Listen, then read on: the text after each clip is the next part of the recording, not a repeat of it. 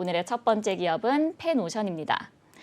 펜오션은 1966년 설립돼서 2005년에 싱가포르 거래소에 상장, 2007년에 유가증권시장에 상장했습니다. 주요 사업은 해운업, 곡물사업, 운항 지원, 해운시장 정보 제공 사업을 진행하고 있는데요.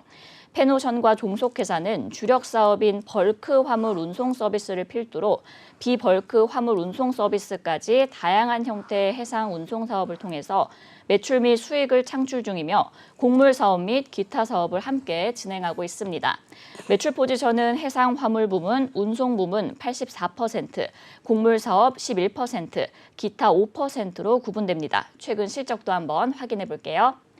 2021년도 연결기준 매출액은 4조 6,161억 원, 영업이익 5,729억 원, 당기순이익 5,493억 원을 기록했습니다. 매출액은 전년 대비 85% 증가했고 영업이익은 154% 증가했으며 당기순이익은 505% 증가했습니다. 회사는 벌크 시황 및 유가 상승으로 매출액 및 영업이익이 증가했다고 밝혔습니다. 네, 이렇게 펜오션에 대해 살펴봤고요. 대표님, 어떤 공시 확인해 볼까요? 네, 바로 어제였습니다. 회사 신규 시설 투자를 좀 결정을 했는데 내용 살펴보도록 하겠습니다. 투자 구분입니다. 신규 시설 투자입니다. 투자 대상은요, LNG선의 한 척의 건조를 진행하겠다는 겁니다. 투자 내역은 이 자기 자본의 7.1%에 해당되는 2,559억 원, 2,559억 원의 이 투자금을 시설 투자로 좀 결정을 한 것입니다. 투자 목적은 LNG 운송 사업의 확대를 위함이다라고 좀 발표를 했고요. 2022년도 4월 29일부터 2025년도 7월 16일, 2025년도 7월 16일에 본선이 좀 인도되는 조건이 아닌가. 지금 이 투자 기한 좀 변동될 수 있겠네요. 기타 투자 판단 관련된 주요 사항입니다. 상기 투자 내역 중에서 투자 금액은 선박 가격의 약 207,100만 불의 이사회 결의일인 2022년 4월 13일에 이 하나은행 고시 환율을 좀 적용했다는 거고, 투자 기간의 시작일은 선박 건조 계약 체결일로부터 종료일은 선박을 인도받는 예정일이다. 선박 건조 일정에 따라서 이 일정은 좀 변동될 수 있다. 뭐냐면 자기 자본의 7.1%에 해당되는 2,559억 원을 들여서 LNG선 한 척을 좀 발주를 한 겁니다. 그래서 지금 2025년 7월 16일에 한 척 본선을 좀 인도를 좀 받게 되면 이 배를 LNG 운반에 좀 투입하겠다는 공시가 되겠습니다. 네, 펜오션이 3조 5천억 원이 넘는 신규 시설 투자를 결정했습니다. LNG선 한 척을 건조하기 위함이라고 하는데 이 벌크선 중심의 사업을 진행하는 펜오션이 이번에 시설 투자를 토대로 이 LNG선 운송 사업에 좀 비중을 키우는 신호다라고 해석을 할 수 있을까요, 대표님? 네, 일단 뭐 실적부터 차근차근 볼게요. 회사 매출액 또는 손익구조 30% 이상 변동 공시입니다. 2021년도 실적 증감치를 좀 나타내는 공시가 되겠는데 매출액은 85%가 증가한 4조 6,161억을 좀 기록했죠. 영업이익 154%, 당기순이익은 505%가 좀 증가되면서 사실상 2021년도에 이 해운업 호조에 따른 실적 회복이 좀 너무 확연한 가시화된 어떤 실적 회복이 좀 있었고, 호황기에 좀 접어들었다고 해도 좀 과언이 아닐 정도로 실적 회복의 어떤 성장세가 좀 빠르게 좀 인식이 됐기 때문에 사실상 지금 해상 운임의 어떤 지수도 좀 급등을 하고 있죠. 그렇죠. 그렇기 때문에 지금 대부분 해운사들이 용선이라고 하죠. 배를 빌려서 운임, 자 배를 빌려서 운송을 하는 거예요. 자 이런 운송 운임이 용선 운송 운임이 사실상 2000년대 중반 해운업 불황기 시절에는 이게 좀 발목을 좀 잡았거든요. 용선 운임에 따른 어떤 이 비중 관리를 좀 잘 못해서 네. 해상 운임이 바닥을 좀 치는 그런 경우에, 그래서 한진 해운의 경우에는 뭐 사실상 공중분해가 좀 됐었고, 이로써 거의 뭐 한 10년에 걸쳐서 해운업종의 어떤 불황기가 좀 있었지만 2020년 코로나19의 어떤 팬데믹 이후에 해운업의 어떤 성장, 실적 회복들이 좀 가져왔고 2021년도 본격화되면서 지금 용선 비중을 좀 낮추고 자체 이 건조 선박을 발주해서 오히려 좀 과감하게 좀 투입하고자 하는 어떤 결정이 아니었나 판단해 봅니다. 네, 그러면은 대표님께서 이제 실적 부분도 간략하게 좀 봐주셨는데 올해는 특히나 러시아 또 우크라이나 사태로 인해서 좀 고유가 현상이 이어졌잖아요. 그렇다면은 1분기 실적이 조금 걱정되기도 하는데 괜찮을까요? 네, 지금 걱정될 수밖에 없는데 왜냐면 지금 해운업의 최대의 이 원재료라고 볼 수 있는 게 바로 유가죠. 그렇죠. 자, 원유를 통해서 배가 이동을 하기 때문에 가장 이 원가의 가장 중요한 어떤 요소를 좀 인식이 좀 되고 있는데 잠깐 사업 보고서 좀 볼게요. 이 회사의 주요 원재료는 당연히 원유입니다. 선박용 연료유 그리고 선박용 저황 연료유를 사용하는데 지금 전체적인 어떤 이 파이 비중은 좀 증가하고 있는 추세가 좀 보여지죠. 지금 선박용 저황 연료유는 1월 1일부로 발효된 황산화물 이 배출 규제에 따라서 도입이 되고 있기 때문에 이전에는 뭐 가격이 뭐 존재하지 않고 있다라고 좀 발표는 하고 있지만 가격은 좀 급등하고 있다고 좀 보여져요. 지금 이게 뭐냐면 유가 상승으로 인해서 사실상 이 해운업을 영위하고 있는 원가 비중에 상당한 또 부담으로 좀 작용을 할 텐데 그런데 실적이 좀 크게 증가하고 있는 이 원인들을 좀 보면 지금 2019년도, 2020년도, 2021년도죠. 2020년도가 2조 2,127억 원에 좀 불과했는데 지금 거의 뭐 2배 가까이 좀 회복한 4조 1,563억을 좀 기록하고 있죠. 자, 그렇기 때문에 지금 전체적으로 보면 이 매출 실적은 좀 꾸준히 좀 증가하고 있지만 원가에 대한 부담률이 원래는 좀 반영되는 것이 맞는데 지금 이 지수, 운임지수는 사실상 또 올라가고 있는 형국이죠. 네. 오히려 떨어질 것으로 좀 예상됐던 원래 우리가 분기적으로 보면 3분기 그리고 연말에 특수가 좀 있어요. 해상 운송업의 어떤 특성은 3분기, 4, 4분기 어떤 실적 호조 어떤 인식이 있고 1분기는 사실상 좀 비수기로 좀 인식이 좀 되고 있는데 이러한 상세 요건 유가가 급등을 했음에도 불구하고 운임가가 사실상 상승 같이 해주면서 오히려 원가의 상세 효과가 있기 때문에 이익률의 어떤 감소는 좀 미비할 것이다라는 어떤 전망도 나오고 있는 사실입니다.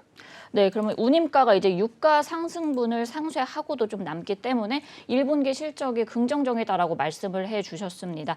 그리고 이제 한번 그 인수 부분에 대해서 한번 이야기를 나눠볼까 해요. 하림이 펜오션 인수 후에 이 좀 펜오션의 성공한 인수 사례로 봐야 되지 않을까 이것도 좀 궁금하거든요. 이 부분은 어떻게 보세요? 그렇죠. 지금 해운업의 어떤 불황기, 펜오션 역시 좀 매물이 좀 나왔었어요. 네. 사모펀드가 좀 보유하고 난 이 펜오션이 사실상 매물 좀 나오고 나서 이 사업 시너지가 좀 너무 관련이 좀 없어 보이는 하림지주가 좀 인수를 했죠. 그렇죠. 하림그룹이 좀 인수를 하면서 사실상 인수 목적에 대한 좀 많은 의문이 있었습니다. 결합 관련된 어떤 사업 부분에서도 물론 이 시너지가 좀 없었기 때문에 물론 이 하림 이 그룹이 좀 영위하고 있는 이 곡물 사업 부분에 이 운송과 이 해상 운송 여부에 대해서는 이 벌크선 비중이 가장 큰 펜오션과 사업적인 좀 시너지를 좀 고려를 했는데 오히려 이 인수가 2020년도를 기점으로 해서 오히려 해상 운임의 어떤 이 상승 그리고 해운업의 어떤 호황기로 좀 접어들면서 지금 2020년도 대비해서는 지금 매출 전체 그룹사의 매출이 39.9%가 좀 증가한 10조 8천억 원으로 지금 이 결정이 좀 됐거든요. 영업이익률이 지금 110%가 좀 증가했기 때문에 거의 뭐 2배에 육박하는 어떤 실적의 호조를 좀 이끌었고 그룹사 내에서는 단연 이 펜오션의 비중이 커졌습니다. 지금 전체적으로 84.9%의 어떤 증가 추세를 펜오션이 좀 이끌었기 때문에 하림지주의 어떤 이 상승 부분은 하림지주 부분에서 오히려 큰 화면을 좀 잠깐 보면 하림지주, 자 펜오션, 선진, 팜스코, 하림 제일사료 부분인데 자 이 부분을 우리가 좀 본다면은 39.9%의 어떤 인상을 실적의 어떤 이 회복세를 좀 이끌었던 부분은 펜오션의 어떤 선전 효과가 아닌가 예상해 봅니다. 네, 일단 뭐 하림이 펜오션을 인수한 후에 그래도 좀 몸집도 굉장히 커지고 했으니까 좀 긍정적으로 봐주신 것 같은데 그럼 끝으로 이제 전망과 또 투자 전략에 대해서도 한번 짚어주세요. 네, 일단은 전략 좀 보기 전에 발틱 운임 지수를 좀 잠깐 볼게요. 사실상 1분기 실적의 어떤 회복 부분, 2분기 제가 이 해운업에 투자하시는 이 분들한테 가장 체크해야 되는 어떤 요소 중에 하나를 크게 이거는 꼭 봐야 된다고 좀 말씀드리고 싶습니다. 네네. 자, 지금 HMM 그다음에 펜오션 있죠. 대표적인 이 해운사가 있는데 그렇죠. 지금 HMM의 경우에는 이 컨테이너 선사 비중이 좀 높아요. 컨테이너 선의 어떤 이 비중이 좀 높기 때문에 SFCI 지수를 좀 당연히 SCFI 지수를 당연히 좀 참고를 하셔야 되고요. 네. 펜오션의 경우에는 이 벌크선 중심입니다. 그렇기 때문에 발틱 운임 지수를 봐야 되는데 여기 내용을 읽어보도록 하겠습니다. 발틱 운임 지수는요, 이 발틱 해운 거래소에서 사용이 됐는데 건화물의 운임 지수로 사용되어 온 이 BFI를 대체한 종합 운임 지수다. 지금 뭐냐면 이 건화물, 그래서 이제 용선 관점에서는 이 벌크선이나 자, 원재료를 이동하는 운송수단에 주로 이제 적용되는 해상 운임입니다. 최근에 2021년도 기점을 좀 보면 2021년도 10월에 최고점을 좀 찍었고요. 오히려 3분기 상세 효과 이후에 운임지수가 좀 소폭 비수기로 좀 접어들면서 올해 1분기로 보여지는 2월까지 1월 24일까지는 기준의 어떤 저점의 운임지수 영역대까지 좀 내려왔는데 최근에는 다시 이제 상승하고 있는 흐름이 있죠. 3월 기점으로 해서는 지금 3월 10일 다시 이제 회복세를 좀 보이고 있다가 다시 지금 4월 관점에서는 지금 소폭 좀 하락을 하고 있는데 네네. 지금 우려했던 비수기 시즌의 어떤 운임 지수보다는 오히려 바닥으로 내려가지 않고 오히려 상승과 하락을 좀 반복하고 있지만 견고한 어떤 운임의 어떤 흐름을 좀 보여주고 있기 때문에 당분간 BDI 운임 지수 역시 견고한 흐름으로 좀 이어질 것이다. 즉 급락할 수 있는 어떤 상황들은 아니다. 이런 요건들이 사실상 이 페노션의 실적 기대감을 수반하게 되는 것인데 네. 차트 살펴보도록 하겠습니다. 지금 3.92% 상승한 6,610원에 이제 주가 거래 형성되고 있는데 사실상 2020년도 그리고 2021년도를 기점으로 2020년도의 회복세보다 오히려 2021년도에는 실적 회복세의 어떤 반영 효과가 좀 미비했어요. 오히려 조정 효과가 2020년도에 선반영 효과가 좀 있었기 때문에 실적적인 요인에서는 장사를 너무 잘했음에도 불구하고 2021년도 좀 조정받은 사유가 좀 있었지만 그래도 2022년도 상반기에는 견고한 실적을 바탕으로 오히려 호전된 영업이익을 좀 제시하지 않을까 예상을 해봅니다. 매수하기 좋은 구간은요. 지지선 라인까지 좀 내려와 있는데 지금 6,300원대예요. 저희가 페노션 지난 시간에도 한번 다뤄드렸던 이력이 있었습니다. 네네. 6,300원대 지금 머물고 있는 주가 부분인데 가장 매수하기 좋은 포인트는 5,730원. 5,730원에서 6,300원. 5,730원에서 6,300원은 매수하기 좋은 구간 포트 비중 5%의 분할 매수기를 좀 제시해드리고요. 보유자 관점 영역에서 지금 241선을 좀 이탈하고 6,680원을 좀 이탈하고는 있지만 지금 추세상 다시 돌파 여부가 좀 중요한 구간이긴 한데 네네. 지금 단기적 관점에서 추세 매매를 하는 것보다는 아까 말씀드렸던 5,730원, 6,300원 구간 포트 비중 5% 눌림목으로 좀 분할 매수 의견을 제시해 드리겠습니다.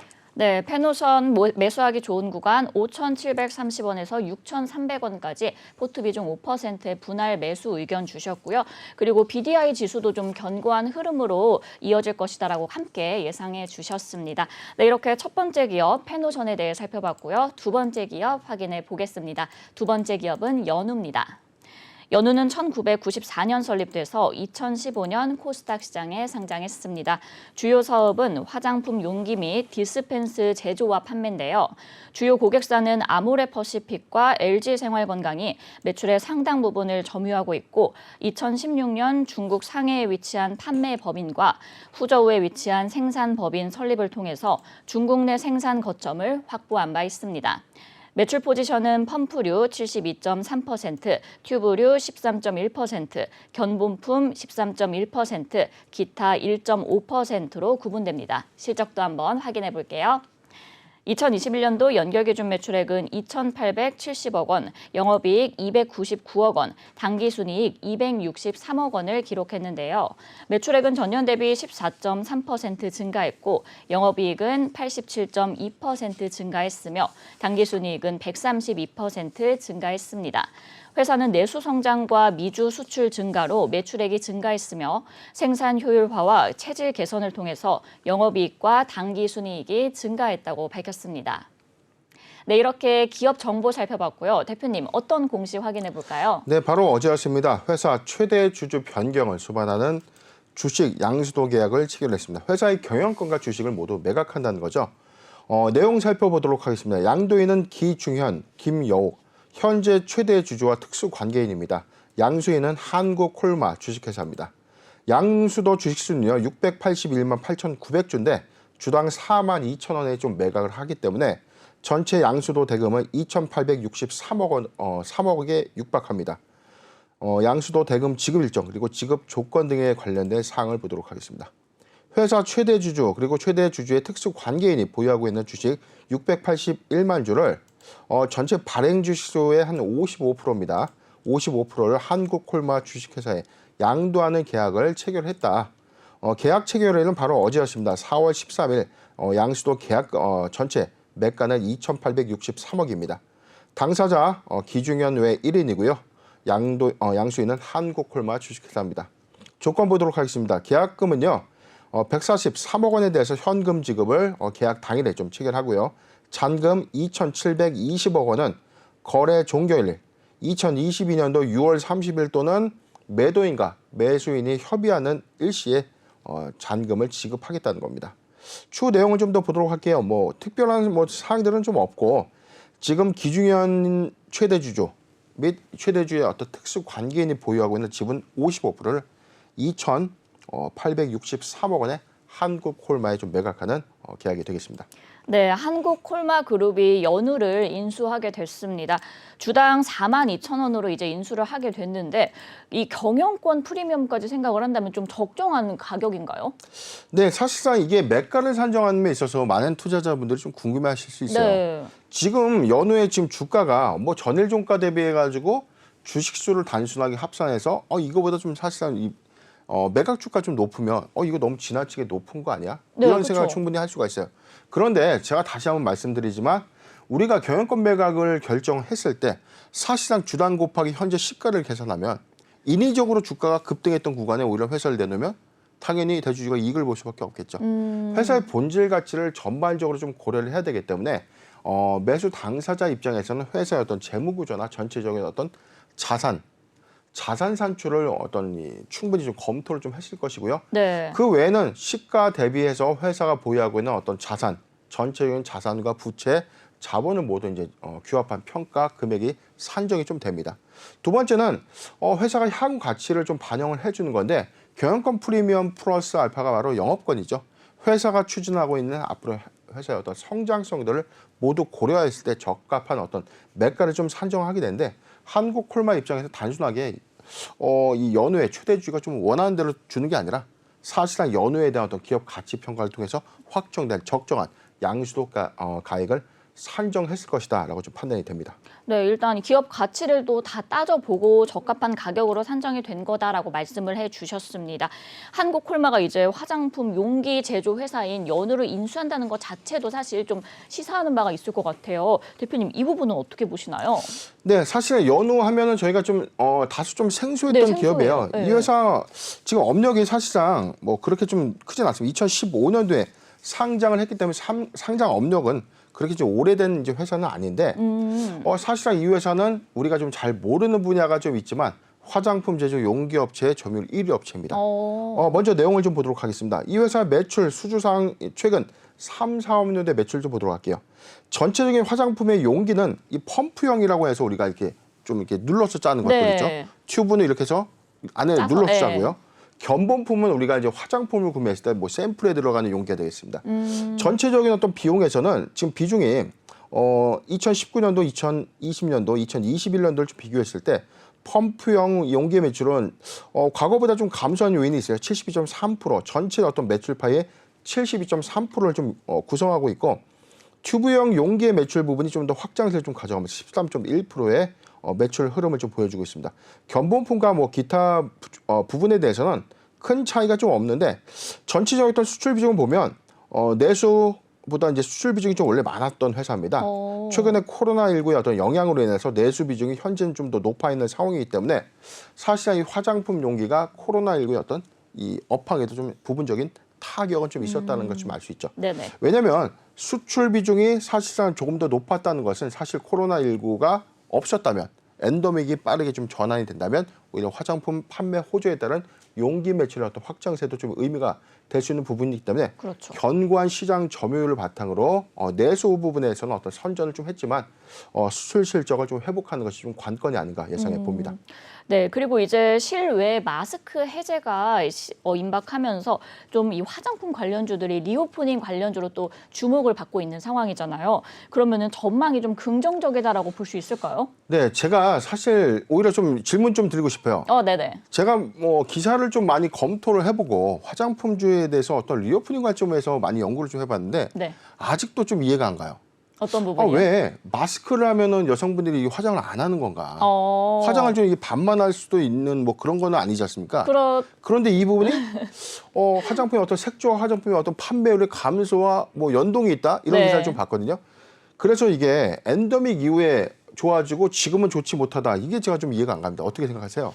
저는 근데 개인적으로는 사실 제 주위에만 보더라도 네. 이제 마스크 쓴 뒤에는 이런 좀 아래쪽은 화장을 잘 안 하는 분들이 계시더라고요. 그래서 입술 화장도 잘 안 하고 뭐 네네. 블러셔라든지 이런 부분은 좀 화장품을 잘 사용 안 하고 네. 오히려 위쪽으로나 아니면 피부 쪽으로만 화장을 하는 분들이 많거든요. 그래서 저는 좀 맞는 것 같은데 어느 정도. 예, 이게 그래서 지금 남성이 좀 이 관점을 좀 볼 때 네. 이걸 업한 관점에서 색조 화장품의 어떤 이 판매 호조가 마스크를 쓴 것과 안 쓴 거와 어떤 차이가 좀 있을까? 그게 좀 매우 좀 궁금했던 상황이에요. 네네. 자, 그래서 지금 우리 앵커님 이야기를 좀 종합적으로 좀 들어보면 색조 화장품은 코로나19와 관련돼서 판매 어떤 감소 요인은 좀 되겠다. 자, 이런 관점이라면 오히려 코로나19 이후 엔더믹이 좀 가시하는 시점에서 오히려 판매 호조를 좀 볼 수 있는데 저는 사실 이제 그 관점보다는 네. 리오프닝 관점에서는 다시 한번 말씀드리죠 실적이에요. 아까 연후의 사례에서 있었습니다. 전체적인 부분에서는 수출 실적의 어떤 회복 부분이 좀 관건이에요. 전체 내수 시장의 이 내수 시장의 화장품사의 어떤 경쟁력 등은 거의 포화 상태입니다. 아모레퍼시픽과 LG생활건강의 뭐 거의 2파전으로서 그 외에 뭐 군소의 화장품 브랜드들이 너무 많은데 사실상 타겟으로 보는 이 시장층이 바로 이 중국과 동남아시아 시장이었거든요. 네네. 그럼에도 불구하고 이 코로나19 팬데믹 시기 안에서 중국은 내수의 어떤 브랜드의 증진, 화장품의 어떤 이 혁신적인 어떤 이 성장을 좀 이끌어냈기 때문에 본격적인 경쟁은 엔더믹 이후에 중국 시장에 어떻게 좀 진출될 것인가. 한한령을 좀 차지하더라도요. 사실상 이 화장품 브랜드가 국산 화장품 브랜드가 이 중국 시장에서 과연 코로나19 종식 이후에 어떻게 좀 선점할 건가. 자, 이 부분 좀 관건이기 때문에 색조 화장품의 어떤 증가 추세는 이 코로나19 엔더믹의 어떤 관점보다는 오히려 중국 내수 시장 또는 중국향 수출 물량의 어떤 이 혁신 또는 이 성장이 좀 중요한 포인트가 아닌가 예상해 봅니다. 네, 이 엔더믹 관점보다는 그래도 본격 경쟁은 중국 시장 진출 여부에 따라 달려 있다라고 말씀을 해주셨습니다. 대표님, 그럼 이 대응과 또 투자 전략에 대해서도 한번 짚어주세요. 네, 오늘 일단 한국콜마의 인수 기대감이 좀 반영이 되면서 연후 52주 신고가 좀 갱신했거든요. 34,750원까지 주가 좀 급등을 좀 했었다가 네네. 지금 5.12% 지금 주가 조정받고 있어요. 29,750원인데 사실상 한국콜마가 인수를 함으로써 인수 기대감은 사실상 어제 끝난 겁니다. 그렇기 때문에 일단은 연후의 경우에는 한국콜마의 어떤 자회사로 좀 편입이 된 이후에 본격적인 어떤 회사의 어떤 외형 확장은 저는 가셔야 된다고 봐요. 네. 왜냐하면 국내 화장품 1위의 용기 제조사와 국내 1위의 ODM사가 결합이 좀 되는 어떤 부분이라면 한국콜마의 입장에서도 사실상 용기 제조사를 자회사로 보유한다는 것은 비용의 감소 효과도 있고요. 오히려 이 원재료 판매의 어떤 비중이 좀 컸던 한국콜마의 입장에서 오히려 완제품의 어떤 이 OEM 내지 ODM의 생산 역량을 좀 더 극대화시킬 수 있는 요인이기 때문에 네네. 상호 시너지는 좀 분명하다라고 좀 예측을 되는데 오늘 사실상 이 기대감에 수반된 주가가 너무 단기 급등한 이제 이력이 좀 있었기 때문에 네네. 추세적인 어떤 조정 부분이 좀 예상이 된다면 리오프닝 관점에서 오히려 상승폭을 크게 좀 가져가지 못했던 연후의 관점에서는 오히려 매수하기 좋은 구간을 다시 한번 좀 설정해 드리도록 하겠습니다. 네. 지금 제가 보는 포인트는요. 자, 요 구간인데 보유자 관점에서 영역은 27,000원입니다. 27,000원이 이탈되지 않는다면 보유 의견을 좀 제시해 드리고요. 네네. 신규 매수하기 좋은 구간은 25,000원, 25,000원에서 27,500원, 25,000원에서 27,500원, 포트 비중 5%의 분할 매수 의견을 좀 제시해 드리겠습니다. 네, 이 매수하기 좋은 구간은 25,000원에서 27,500원, 포트 비중 5%의 분할 매수 의견 주셨고요. 그리고 보유자 관점에서는 27,000원이 이탈되지 않는다면 보유하시는 게 좋을 것 같습니다. 이 한국콜마와 그리고 연후의 상호 시너지는 또 분명히 있을 거라고까지 짚어주셨습니다. 그럼 오늘의 마지막 기업 살펴보겠습니다. 오늘의 마지막 기업은 KG 케미칼입니다. KG케미칼은 1954년 설립돼서 1989년 유가증권시장에 상장했습니다. 주요 사업은 건설 소재와 비료 제조 및 판매인데요. 건설 관련 화학 소재와 친환경 유기질 비료, 천연 성분 작물 보호제, 미생물 제재 등 생명 농업 사업을 전개하고 있습니다. 연결 기업은 사업 성격에 따라 화학, 에너지, 전자결제, 미디어 및 금융, 교육사업, 요식업, 철강 및 항만업, 부동산 임대업, 기타 등 9개 부문으로 분류됩니다. KG케미칼은 국내외 종속기업을 보유한 KG그룹의 지주회사고요. 2021년 기말 기준으로 25개의 종속회사를 보유하고 있습니다. 실적도 한번 확인해 볼게요. 2021년도 연결기준 매출액은 4조 9,299억 원, 영업이익 4,761억 원, 당기순이익 2,871억 원을 기록했는데요. 매출액은 33.7% 증가했고 영업이익도 96% 증가했습니다. 당기순이익은 85.7% 증가하면서 호실적을 기록했습니다. 회사는 재무구조 개선과 비용구조 개선으로 회사 및 종속회사의 실적이 개선됐다고 밝혔습니다. 네, 이렇게 기업 정보 살펴봤고요. 대표님, 어떤 공시 확인해 볼까요? 네, 바로 어제였습니다. 회사 조회 공시 요구에 대한 답변, 위약정 공시에 재공시가 좀 있었는데 이 공시 보기 전에 공시 히스토리를 먼저 차근차근 좀 볼게요. 네. 먼저 4월 6일이었습니다. 회사 조회 공시 요구 풍문 보도가 있었죠. KG케미칼 쌍용 자동차의 인수전에 참여설에 대한 조회 공시 요구인데 쌍용차의 인수전 사실입니까? 4월 7일 12시까지 답을 좀 주세요라고 좀 조회 공시가 있었고요. 회사는 이에 대해서 답변을 했습니다. 조회 공시 요구에 대한 답변 미확정, KG케미칼 쌍용 자동차 인수전 참여설에 관련된 조회 공시 요구에 대한 답변입니다. KG그룹은 그룹 차원의 사업 경쟁력 강화를 위해서 다양한 분야의 사업 진출을 검토하는 과정에서 쌍용차 인수를 검토 중에 있고 그런데 현재까지 구체적으로 확정된 사안은 없다. 향후 구체적인 사항이 확정되는 시점 또는 1개월 이내에 재공시하겠다라고 좀 답변을 했었죠. 그런데 바로 어제였습니다. 이에 대해서 중간에 어떤 이 확정된 사항에 대해서 어떤 공시 효과가 좀 있었는데 내용을 살펴보도록 하겠습니다. 조회 공시 요구에 대한 답변 미확정입니다. KG케미칼 쌍용차 인수전 참여설에 관련된 조회 공시 요구에 대한 재공시입니다. 본 공시는 조회 공시 요구에 대한 답변 재공시 사항입니다. KG그룹은 쌍용차 인수를 검토하는 과정에서 KG 컨소시엄을 구성했고 계열사인 KG 스틸홀딩스를 대표자로 해서 공고 전에 매각 주관사에 사전 인수 의향서를 4월 22일 제출했다. 향후 본 컨소시엄은 회생법인의 M&A 매각 절차 공고 시 본 인수 의향서 제출을 좀 검토하고 있고 현재까지 인수 여부, 인수 주체에 대해서는 구체적으로 확정된 사항이 없다. 향후 사항이 확정되는 시점 1개월 이내에 다시 공시하겠다.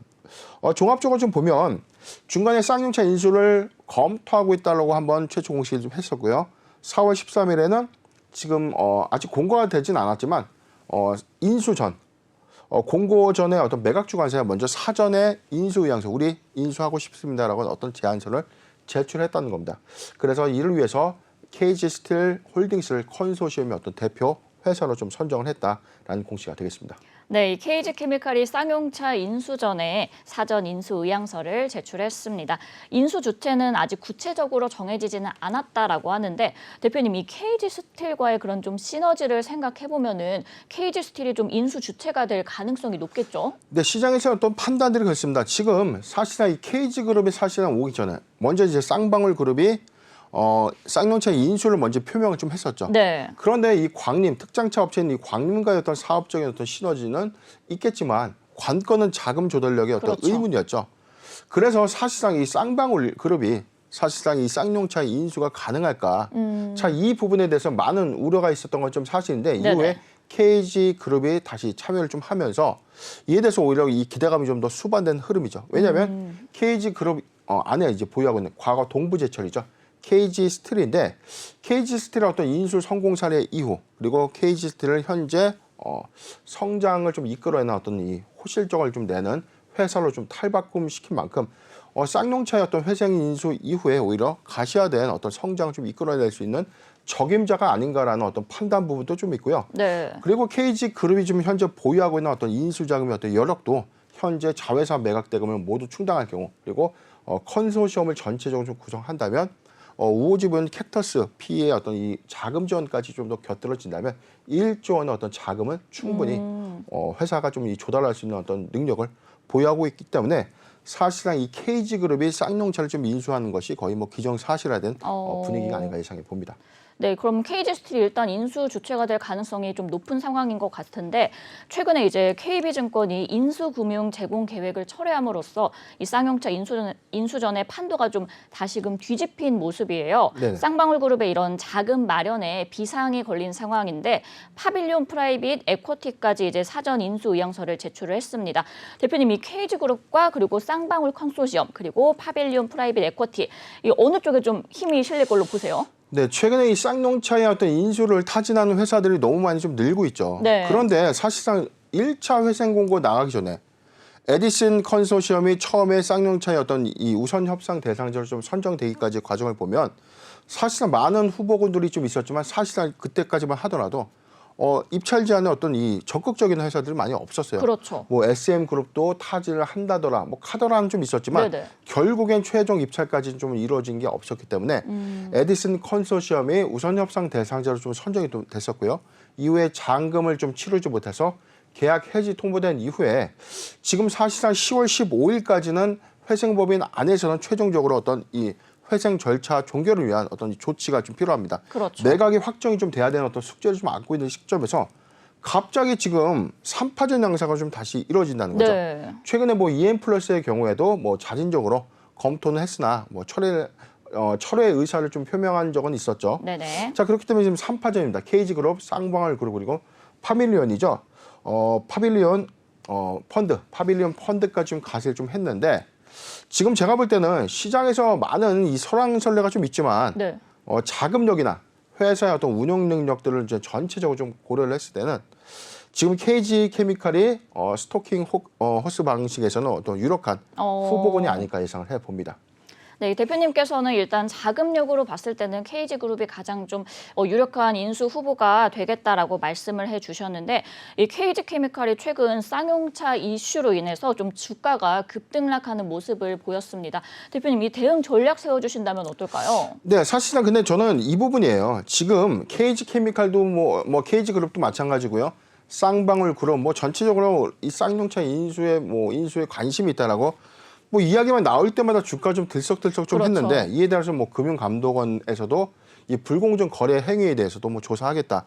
자, 이후에 지금 크게 주가 좀 조정을 좀 받고 있지만 중요한 포인트입니다. 여러분들 놓쳐서 안 되는 포인트가 바로 이 부분이에요. 자, 여기 내용을 좀 보도록 할게요. 회사는 매각 전 공고 전 매각 주관사에 사전 인수 의향서를 제출했다. 인수 의향서는 우리가 인수를 하고 싶다, 한번 검토해보고 싶다는 이 어원이에요. 네네. 우리가 인수를 할 테니까 계약서를 지금 당장 씁시다가 아닙니다. 검토를 하겠다는 거는 이 과정에서 수많은 변수 요인이 있는 거죠.